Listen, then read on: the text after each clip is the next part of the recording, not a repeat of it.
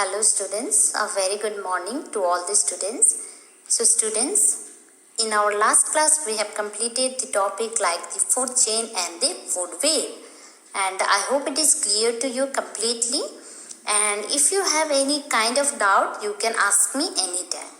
So students, after completing those topics, today we are going to start with a new one, that is interdependency between the plants and animals. So students, in this topic we are going to understand how the plants and the animals are dependent on each other.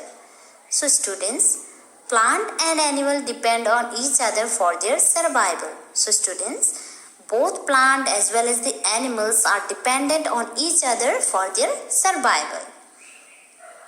Plant give food and oxygen to animals. So students, plant give food, that means plant is a producer and that are taken by certain herbivorous animal like the deer. That means it gives food to animals as well as it gives oxygen. Okay students, animal breathe out carbon dioxide that is used by the plant to make their food.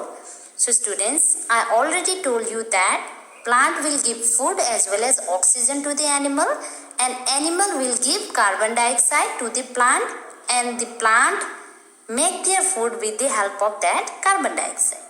So students, I hope it is clear to you. This is how plant and animals depend on each other and live together.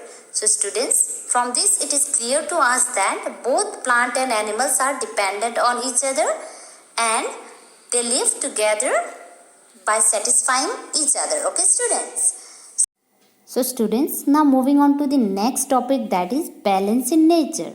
So students, here we are going to understand about how to nature balance everything properly. So a balance between the number of plants and the number of animals is necessary in nature. So students, to make a proper balance between the number of plants and the number of animals is very necessary.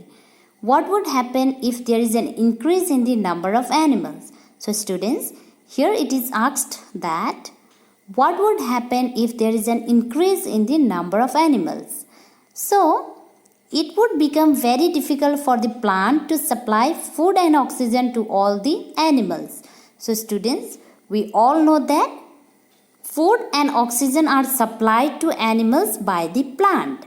So, if there is an increase in the number of animals, then it would be very difficult for the plant to supply enough food and oxygen to the animals. So I hope it is clear to you. Similarly, if there is an increase in the number of plants, it would be very difficult for the animals to supply enough carbon dioxide to the plant.